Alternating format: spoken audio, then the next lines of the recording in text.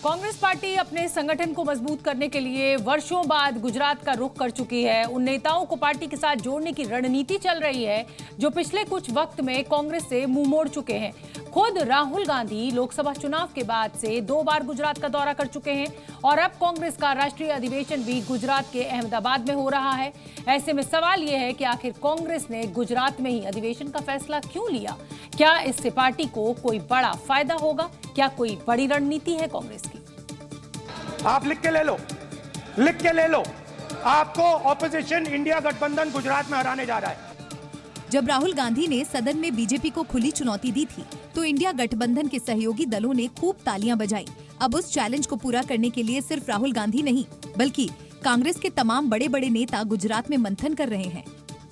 गुजरात में पिछले समय जो चुनाव हुए हम जीत नहीं पाए, लेकिन कांग्रेस की जड़ें गुजरात में बहुत मजबूत, बहुत गहरी हैं। उन तमाम मतदाताओं को अपने से जोड़ने का काम हमको करना पड़ेगा और इस अधिवेशन से उस प्रयास को और मजबूती मिलेगी, ऐसा मैं मानता हूँ। राजनीति में सियासी सेहत के लिए कॉन्फिडेंस अच्छा है, लेकिन बात गुजरात की ही करें तो यहाँ पिछले कुछ चुनावों में कांग्रेस का प्रदर्शन बेहद खराब रहा है। वोट प्रतिशत 41.44 से घटकर 27.28% रह गया। अहमद पटेल फैमिली की पार्टी से नाराजगी जग जाहिर है। खिसकते जनाधार के बीच पार्टी में 2 गुट में बंट चुका है। कांग्रेस के वोट बैंक में आम आदमी पार्टी की सेंधमारी सबसे बड़ी चुनौती है। ये वो तमाम चुनौतियां हैं जो गुजरात में राहुल गांधी के सामने मील का पत्थर साबित हो रहा है। बावजूद गुजरात में कांग्रेस खोई जमीन तलाशने के लिए अधिवेशन का आयोजन कर रही है, क्योंकि 2027 के अंत तक 10 राज्यों में चुनाव होने हैं। बिहार में इसी साल के आखिरी में चुनाव होने हैं। बंगाल, असम, केरल में अगले साल चुनाव होगा। पंजाब, उत्तर प्रदेश, उत्तराखंड में भी चुनाव होने वाला है। लेकिन 27 के आखिर में होने वाले गुजरात चुनाव पर कांग्रेस का फोकस ज्यादा है, जिसकी तस्वीर अहमदाबाद से आई है। उत्तर प्रदेश की सियासत में योगी आदित्यनाथ को चुनौती देने के लिए अब समाजवादी पार्टी एक ऐसा कार्ड खेल रही है जिसको देखकर लगता है कि आगे क्या होगा। लगातार बुलडोजर एक्शन पर सवाल उठाने वाले अखिलेश यादव बलरामपुर की तस्वीर को साझा कर रहे हैं, जिसमें एक्शन है, इमोशन है और सियासी रिएक्शन भी है। अब पीडीए के साथ साथ उत्तर प्रदेश में सत्ता की लड़ाई बुलडोजर कार्रवाई होते हुए काफी आगे निकल चुकी है। हालांकि योगी सरकार ये साफ कर चुकी है कि उत्तर प्रदेश में सिर्फ अपराधियों के खिलाफ कार्रवाई हो रही है। लेकिन बुलडोजर एक्शन के कनेक्शन को अखिलेश यादव ने इमोशन से जोड़ दिया है। लखनऊ की सड़कों पर लगे ये पोस्टर समाजवादी पार्टी की तरफ से लगाए गए हैं, जिसमें रक्षक और भक्षक के बीच तुलना की गई है। इस पोस्टर में आप देख सकते हैं, एक तरफ भक्षक लिखा हुआ है और पीछे बुलडोजर है जिसमें उत्तर प्रदेश सरकार लिखा हुआ है, और एक आगे बच्ची जो है वो भागती हुई दिख रही है। उसके बगल में आप देखिए अखिलेश यादव का फोटो लगा है उसी बच्ची के साथ जो इस वीडियो में भागती हुई नजर आई थी। अम्बेडकर नगर की घटना बेशक पुरानी हो, लेकिन इसे ताज़ा तरीन करने के लिए पोस्टर को हथियार बनाया गया है। अखिलेश यादव एक गरीब बच्ची की मदद करते हुए तस्वीर जारी कर चुके हैं, जिसमें शिक्षा ही शक्ति की बात हो रही है। ये सब उस वक्त हो रहा है जब यूपी में योगी सरकार भूमाफियाओं और वक्फ के खिलाफ एक्शन मोड में है। लेकिन उस एक्शन से पहले यूपी की सियासत में अखिलेश यादव ने नया दांव चल दिया है। हमारे किसानों के सम्मान के लिए जो हमारे दबे कुचले हैं, जो पीड़ित शोषित लोग हैं, जो बहुजन समाज के लोग हैं, उन सबको सम्मान दिलाने के लिए। खैर, योगी जानते हैं कि यूपी की राजनीति में कब किस मुद्दे को कितना तुल देना है।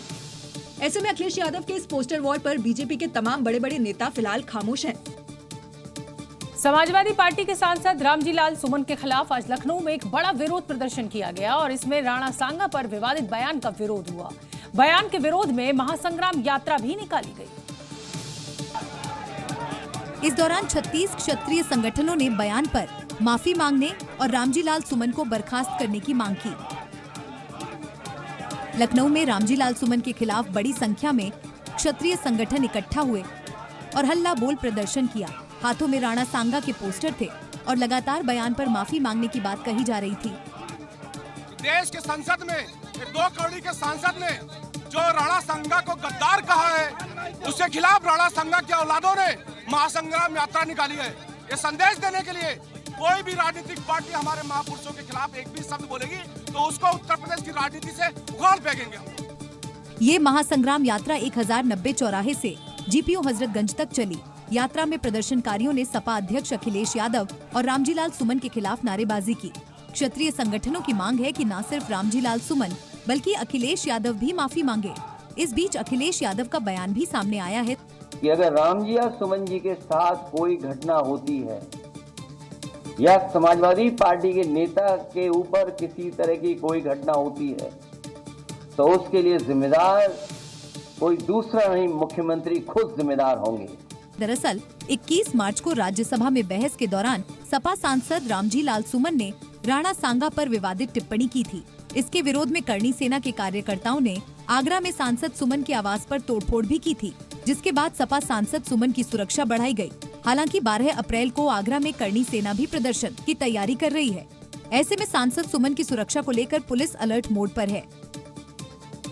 दिल्ली की मुख्यमंत्री के बयान पर यूपी में समाजवादी पार्टी के कार्यकर्ता भड़क उठे हैं। हापुड़ में सपा कार्यकर्ताओं ने रेखा गुप्ता की अखिलेश यादव पर विवादित टिप्पणी के खिलाफ प्रदर्शन किया और उनका पुतला भी फूंका। पुलिस देखती रह गई। नेताजी ने रणनीति बनाई और काम को अंजाम दे डाला। जरा तस्वीर देखिए। पुलिस को लगा जहां प्रदर्शन हो रहा वहीं पुतला होगा, लेकिन दूसरी तरफ से जलता हुआ पुतला लेकर जब दो कार्यकर्ता अचानक प्रकट हुए तो पुलिस भी दंग। रेखा गुप्ता अब मुख्यमंत्री बनी है, अखिलेश यादव जी 12 के मुख्यमंत्री हैं और उनसे बड़े सूबे के मुख्यमंत्री, उनके बारे में जो अभद्र टिप्पणी की है उससे लाखों करोड़ों कार्यकर्ताओं में बड़ा जोश है, आक्रोश है उनके प्रति। पुतला दहन से पहले सपा कार्यकर्ताओं ने प्रदर्शन मार्च निकाला और अखिलेश के समर्थन में नारेबाजी की। हालांकि पुलिस किसी भी हालात के लिए मुस्तैद खड़ी थी, लेकिन सपाई उससे भी चालू निकले। हालांकि जलता हुआ पुतला देख फौरन उसे बुझाया। हालांकि इस दौरान एक दारोगा को जलता हुआ पुतला हिट कर गया। दरअसल दिल्ली की मुख्यमंत्री रेखा गुप्ता ने अखिलेश यादव को लेकर विवादित कमेंट किया था। उसी के खिलाफ सपा कार्यकर्ता प्रदर्शन कर रहे हैं।